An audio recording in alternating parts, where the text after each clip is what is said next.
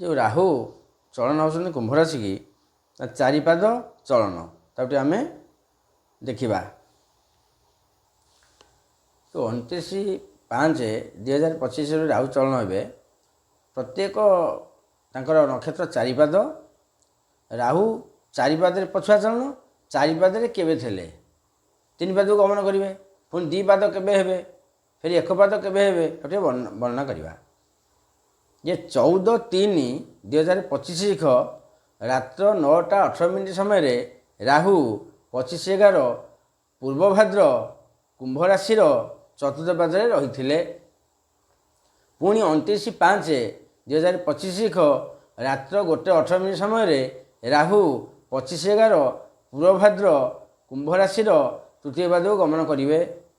फिर 16/7/2025 दिबा 4:16 समय राहु 25/11 पूर्व भाद्र कुंभ राशि द्वितीय पादे रे।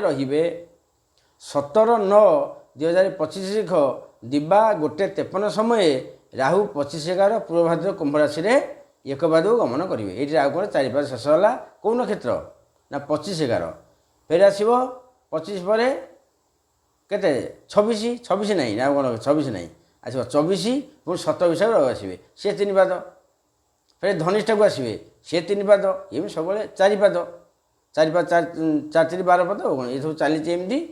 तेणुक राहु चलन निश्चय अच्छी यार फल भी अच्छी जी अनुभव कर कह अनुभव कर कौन कह जहाँ पाखे 5 कोटी टंका तार आउ कौन करेंगे से कह मोर आउ कौन करेंगे आ पर्सनाल 2 लाख खर्च मुझे करदेवी आम अभाव लोक आमको ग्रह माड़ी रोचे यह तो कथा कौन किंतु ग्रह क्या छाड़ोनी जेड़ बड़ लोक हो पड़ियाटा पड़ो पहले सर्वशांति करदेव से कह कौन भाग्य था तेणु फिर देखा परवर्त विषय।